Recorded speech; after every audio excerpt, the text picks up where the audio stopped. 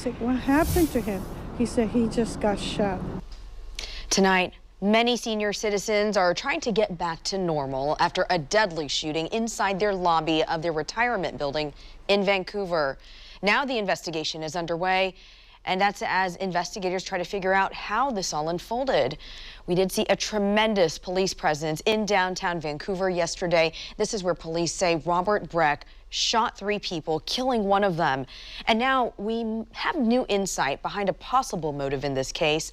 Fox 12's Bonnie SILKMAN has much more on that outside of where all of this unfolded.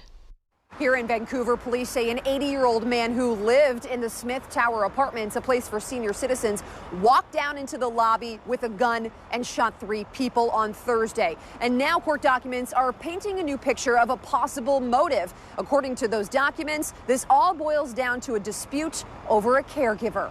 The policeman came busting into the door, right, with the big rifles. And then there was another second policeman coming with a big shotgun. I didn't see him moving, so I knew automatically that guy was dead. It's a painful moment that will follow Frances Bonilla for the rest of her life. She loves living at this retirement apartment building in Vancouver, but she says she is still trying to process what happened inside the Smith Tower on Thursday. I said, what happened to him?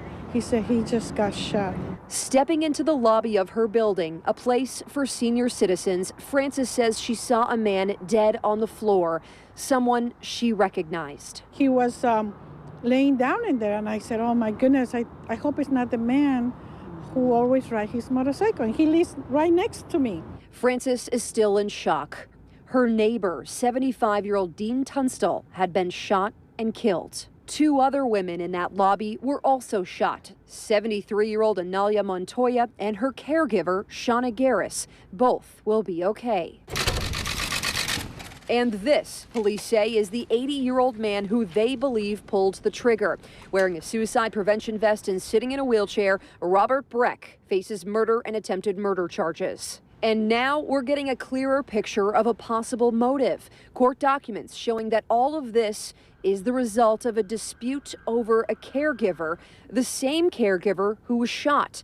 Documents showing that Shauna had also been a caregiver for Robert Breck up until he offered her money to be his mistress, and when she refused, he fired her. He's a nice guy.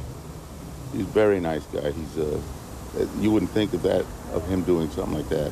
And according to those court documents behind these walls, Breck started spreading rumors, not only about Shauna, but also about his neighbor, Dean. Rumors, tension, and arguments that no one ever thought could lead to this. This is a place where people come and relax, and they had already worked their whole life. Now they want to be in peace, and these things should not happen.